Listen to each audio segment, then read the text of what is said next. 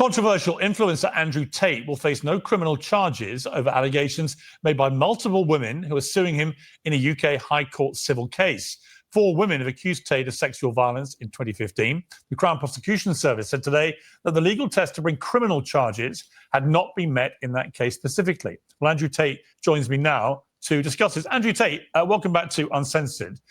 Just to be clear, so for those who have not been following the multiple cases that you've been involved with, tell me what it is that you've been addressed with today in relation to these specific charges. Yeah, for anyone who's not been following, I can make it very simple. I became the most Googled man in the world, and I was saying things they didn't like, and all of a sudden, every single country I'd ever stepped foot in started attacking me with all these strange legal cases from decades ago. That happens. And the process is the punishment. You and I have been speaking for a long time. We're old friends. And every time we speak, there seems to be some new case against me. And you quite, rightly say, we'll wait to see what happens in court. And here we are 4 or 5 years later, and they all fall by the wayside. So every single member of parliament, Vice News, BBC, every single person who said they've spoken to my victims has spoken to one of these girls. And the CPS has just said that these girls don't even have enough evidence to allow me to be charged, proving that they were lying all along. We know that people lie, both men and women, especially when there's a financial incentive. So this is just one step closer to my complete exoneration, sir. Okay, but as I understand it, and correct me if your understanding is different to this, as I understand it, this is one case involving 4 women who are concurrently running a high court civil case against you. So they will have their case in a civil case, but it won't be criminal now. But that doesn't impact the other constabulary, which brought 21 charges against you and your brother Tristan earlier this year, right? That's still ongoing and still separate to this. Just so you guys know, the reason most women with these allegations and these false accusations, in my opinion, they're false accusations because there's usually no evidence. The reason they don't go criminal and they go civil, because in civil court, you don't have to have all the evidence. And usually what happens in civil court? Money, baby, money. So if they get a few $1 million from him, they call it a W. But the issue is the real victims never come out. The real victims never get justice. That's correct. So these 4 girls, they did a crowdfund and they begged the world for money. And they spoke to loads of MP, and now they're suing me for money. They're desperate for money. And then they went to the police, and the police said they have no evidence. So that's all gone. The reason that the case against me here with these 4 girls was thrown out is because I know who the 4 girls are. So I simply just sent the text messages. Remember, I've been investigated. I haven't resisted any investigations. I'm one of the most investigated men on the planet. I'm more innocent than probably everyone else in that studio because I've been investigated head to toe. I have cooperated with the police. I provided proof. I provided text message conversations that these girls are lying, and the case was thrown out. The other case you're describing with the 21 charges from forever ago, the CPS won't tell me who the girls are because they know if they tell me who the girls are, then I will prove that the girls are lying before they can charge, remand, drag me through a trial. So their intention is to not tell me who they are, which is incredible to me. That they're saying you're charged and you need to go to jail. We want to remand you. Here's an extradition warrant, but we won't tell you who the people are. So I can't possibly defend myself because that's a setup. That's a matrix attack. But once I find out who they are, that case will once again be dismissed, just like this one was. Okay. And no, I'm going to make the point that I just want to be clear to viewers who are trying to follow all this because it's complicated. Yeah. That there it's is complicated. And I hate to interrupt you, sir, because I want you to talk. The only reason it's complicated is because they're trying very hard to drag up imaginary cases from the sky and they keep collapsing. It'd be very simple if I'd done something wrong. Well, it is if you do something wrong, you go to jail. No, but I think it's important to use the correct language about what has happened here. It is a significant development.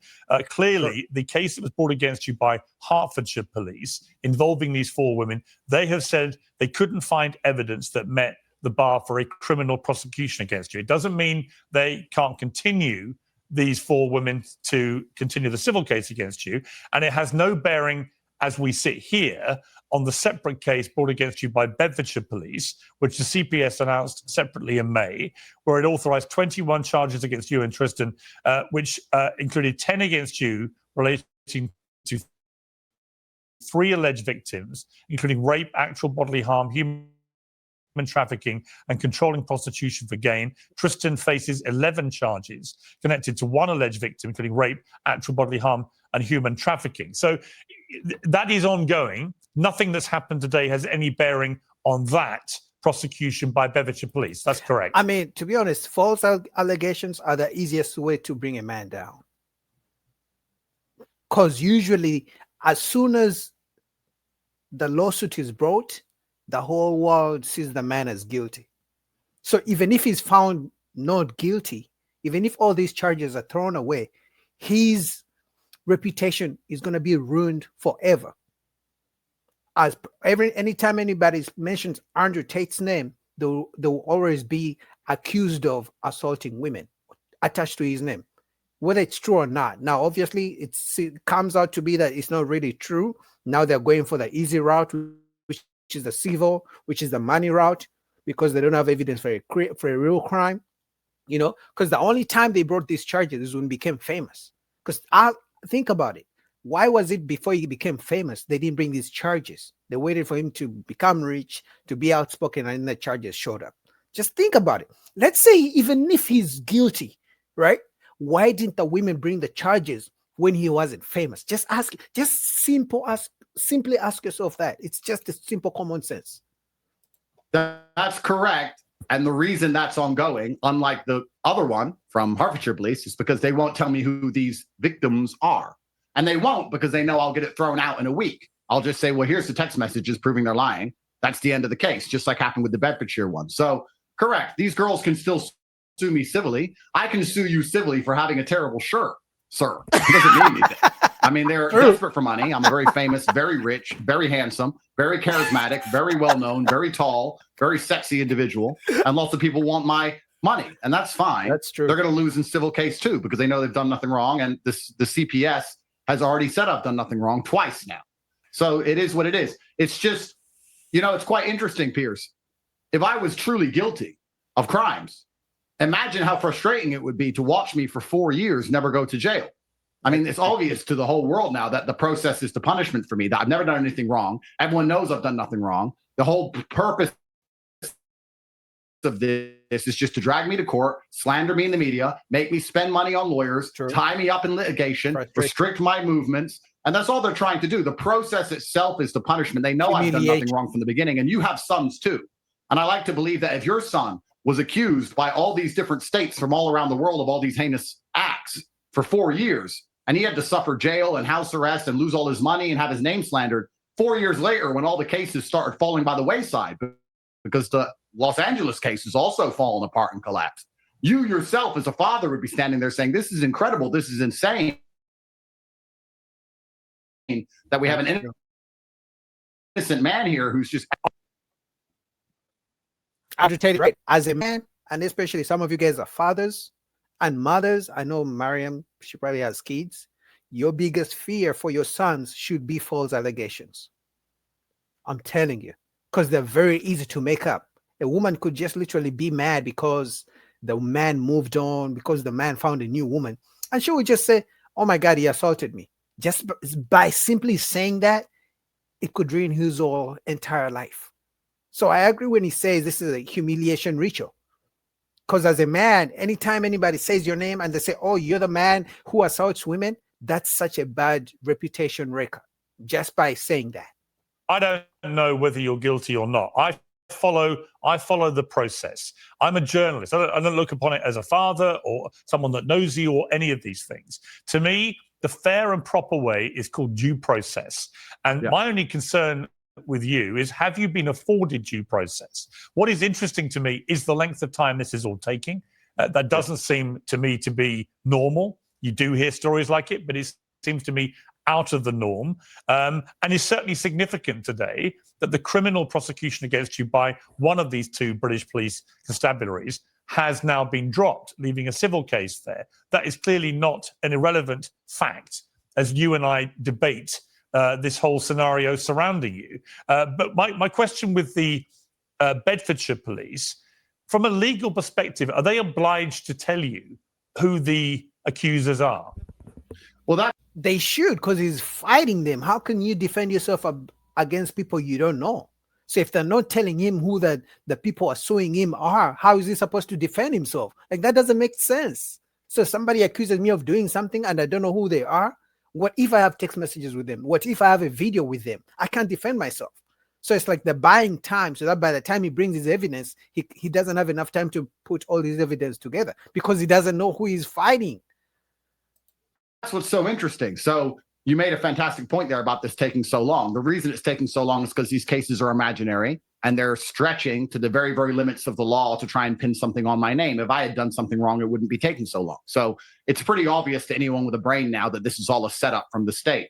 As for Bedfordshire, they are legally obliged to tell me who the victims are, the supposed alleged victims, but they only have to do that once I have been remanded. And if I go to the UK, I'll be remanded after this extradition warrant is executed, but that can't be executed currently because the Romanian state has a case against me for tax evasion, which will take at least 10 to 11 years. So this is something that's going to take 10 or 11 more years to eventually be satisfied. Wow. It's pretty ridiculous all in all. The whole thing is asinine and I've done nothing wrong. And it's just crazy that the process itself is the punishment. We're going through all this garbage for so many years. And I like to think, and I respect your point of view. You made a very great point. You're a journalist. You follow the updates. Completely correct. That's a very professional way to handle it.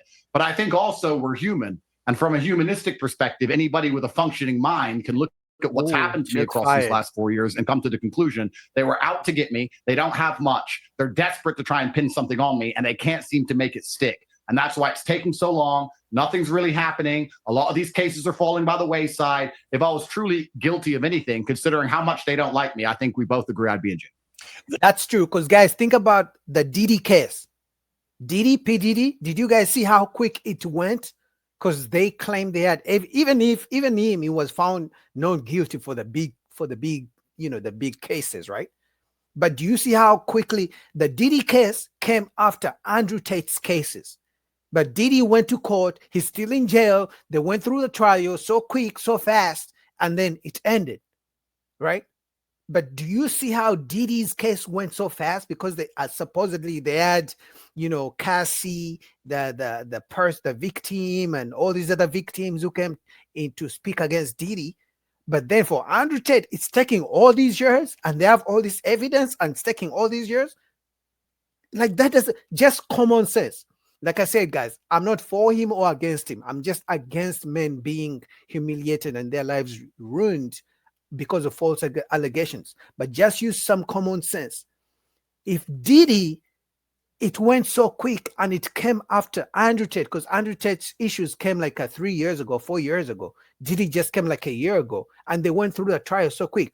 So use your common sense. How come for Andrew Tate, this hasn't gone so quick? Because if they really want, they have so much evidence. Why are they letting him out here walk to assault more women? Because if he's such a bad guy, they shouldn't let him walk. So use your common sense and ask yourself why.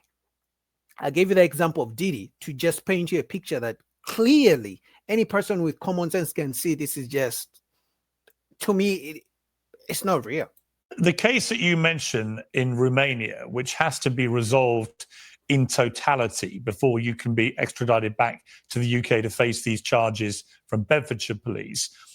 My understanding is that that whole case is ongoing. It's not just relating to tax issues, that the whole case involving the human trafficking, rape allegations and so on, that is still unresolved. Isn't that correct?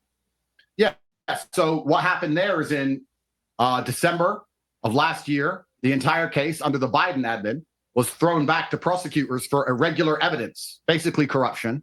The entire case file was littered with corruption. They had lied and made multiple mistakes. They had made false translations. They had made false documents for false girls who didn't exist.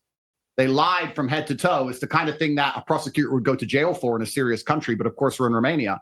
And even the Romanian court threw the entire file back and said, there's irregularities in evidence. Basically, it was all corrupt. And the entire file was thrown back to the prosecutor. And the prosecutor was told he has to fix this file. Here we stand nearly 11 months later. The file is just sitting on his desk. He hasn't fixed anything. He hasn't changed anything. And the reason for that is because how can you fix things you've made up? You can't. So he's right, but what with is this important? file. But this is why the language around this is important because there are people already, I see it all over social media, who are seizing this development today, which is a not insignificant development. That's why I wanted to talk to you. But they're seizing on it to say Andrew Tate's been cleared of all wrongdoing. And they're saying he was cleared of all wrongdoing in Romania, but that's not actually technically correct as we sit here. Well, technically, yes, it is actually. The case was sent to court. The indictment was put together and sent to court. It went to the preliminary chamber, which is the Romanian version of checking if there's even a case to go to trial. And it was rejected by the preliminary chamber for irregularities in the evidence, saying that this is a falsified case. This is a political case where you've just lied about evidence, prosecutors. Give me something real. That's what the judge said. It's gone back to his desk for 11 months. And what's happened to it since, I'm not sure. Right, but it's now, so my point being, it's unresolved, and that is the reason. Well, hang on, and that's why you've not been extradited back to the UK to face the other charges. I mean, that's from a legal perspective, that is where you are, right? I mean, Piers Morgan. First of all, I don't like him because he's an Arsenal fan, and I hate Arsenal with all my heart. For those of you guys who like soccer, right? But number two.